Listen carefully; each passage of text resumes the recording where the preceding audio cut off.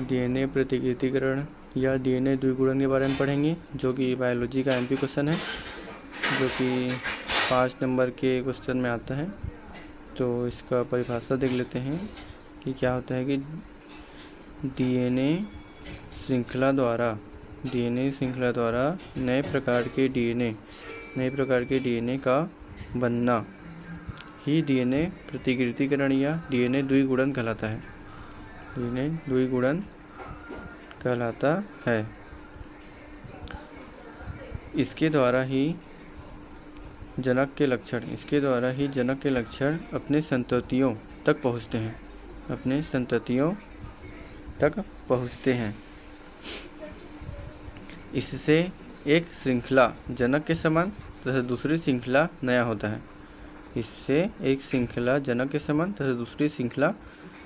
नया होता है।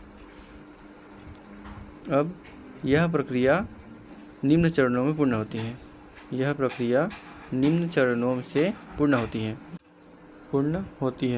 या निम्न एंजाइम की आवश्यकता होती है।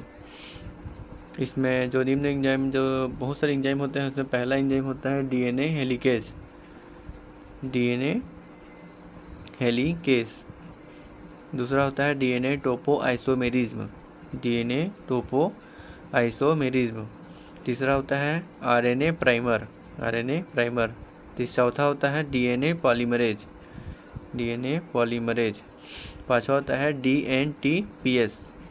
इसका फुल फॉर्म होता है डीऑक्सी नाइट्रो ट्राई सल्फेट होता है।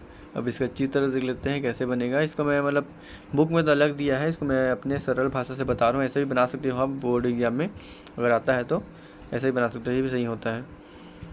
तो ये चित्र है, देख लीजिए।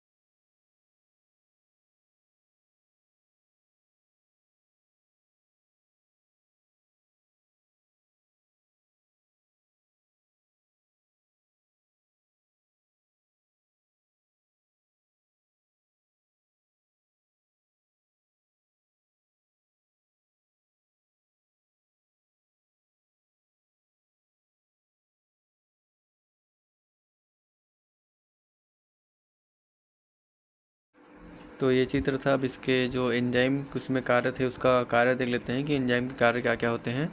तो इसमें डीएनए, सबसे पहले डीएनए प्राइमर यूज़ किए थे। तो उसका कार्य होता है कि डीएनए खंडों को खोलने का कार्य करता है। अब दूसरा था डीएनए टोपोआइसोमेरिज्म, जो कि डीएनए खंडों को खुला रखने का कार्य करता है। डीएनए खंडों को खुला रखने का कार्य करता है। अब तीसरा था डीएनए प्राइमर, जो कि पूरक नए समान श्रृंखला को जोड़ने का कार्य करता है। डीएनए प्राइमर खोलने का कार्य करता है इस टाइप से टोपोआइसोमेरिज्म।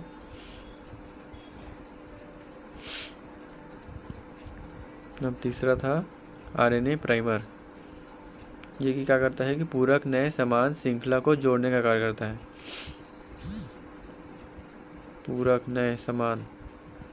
नए समान श्रृंखला को जोड़ने का कार्य करता है।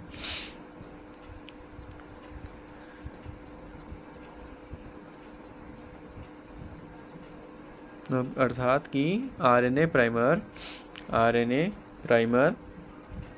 डीएनए की श्रृंखला में लग जाता है, डीएनए की श्रृंखला में लग जाता है जो इसके 3' वाले भाग में लगता है, जो कि 3' वाले भाग में लगता है।